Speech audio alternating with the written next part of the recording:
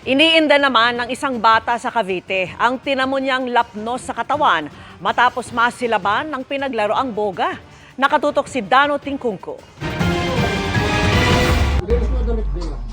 Napurnada ang masayasanang salubong sa bagong taon na mag-inang itago natin sa pangalang Rachel at Michael dahil lang sa ipinagbabawal na boga. Lagi lang po siyang nakahiga. Minsan po naiyak. Ba't daw nangyari sa kanya yun? Kaya hindi po siya makakapasok. Kasi bawal po ma-expose yung sugat niya sa mga baka daw po ma-infection. Nalapnos ang kalahati ng katawan ng bata matapos masilaban ang damit ng bogang pinaglaruan nilang magkakaibigan. Akala po nila wala lang naiwang apoy doon sa loob ng boga. Nilagyan po uli nila ng ka-nature. Paglagay po, sumiklab, inabot po yung damit niya. Nung time na daw po yun, nasusunog na siya.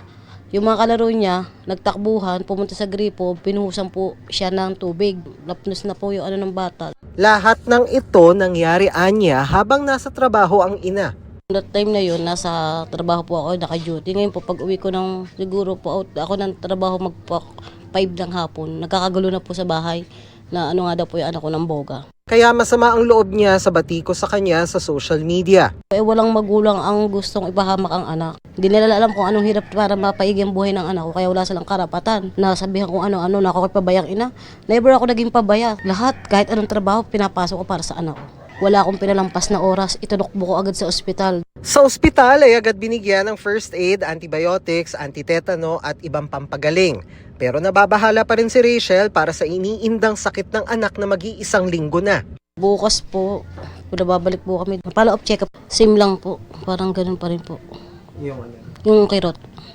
Hindi siya makatulog sa gabi ng ayos. Hindi rin muna makakapasok sa paaralan ang anak. Papasalamat po ako kasi at least buhay ang anak ko. Nakakakilos, nakakausap. At least kahit pasalamat rin ako, andyan pa ang anak ko kasama ko. Para sa GMA Integrated News, Dano Tingkungko, nakatutok 24 oras.